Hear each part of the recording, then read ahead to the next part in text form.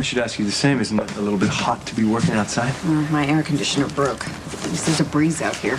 Well, do you want me to have someone from the hotel come over and take a look at it? No, thanks. That's all right. I called the repairman. Supposedly somebody's on their way over here. Okay. Well, I got your message. You want to discuss the witness list? Yeah, I do. How many of them do you expect me to depose?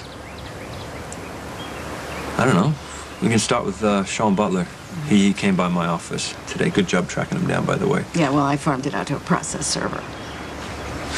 Okay, well, then you can't take the credit for that. He was very upset at me. So if he brings that kind of attitude to the deposition, I think it's going to be easy to convince the judge that he is a dangerous man. Right. You know, I think I told you this, but you may have forgotten with all this stuff going on right now, but remember last winter when Molly had that bus crash and she had that bout with post-traumatic stress, had that meltdown near the library? You know who it was that reached out? It was Sean. Yes, it was Sean, and he was very nice to her. Yes, I remember that. Exactly. You know who's also very nice? Jason. No, I mean that in the most sincere way possible. He's a nice guy, he's great with kids, but he's also dangerous, and I don't want him anywhere near Jocelyn. Okay.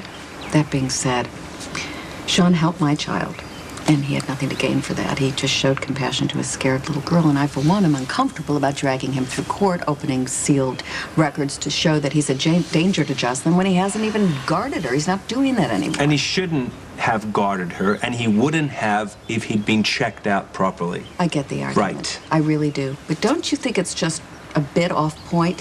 He's not even working for Carly anymore. Listen, I am concerned about how the court is going to view your development of this case. They're going to say it's a little heavy-handed and you know what, punitive. I'm trying to save Jocelyn's life here. Mm-hmm. Yeah, well, that's another problem. Proof that Carly has endangered Jocelyn, much less put her life at risk. Michael was shot in the head. Are we all forgetting that? How many times do we have to go through that, Jax? That does not constitute evidence. He was shot while he was with Sonny on property that Sonny owned. Right, and Carly takes Jocelyn to Sonny's house. So?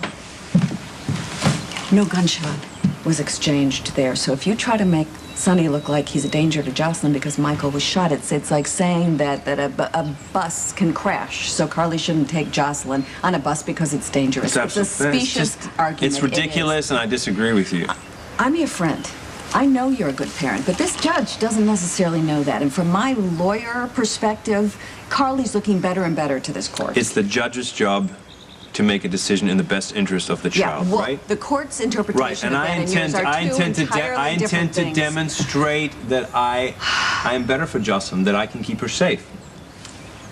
Okay? Obviously, my lawyerly appeal is falling upon deaf ears, so I'm going to talk to you as a friend. Oh, well, you've tried that already, and I disagreed with you, which you hate, but go ahead, please. So I'm going to tell you what I think is someone who loves you. No, that's... I think that Carly hurt you, and you would be less than human if a part of you didn't want to hurt her back.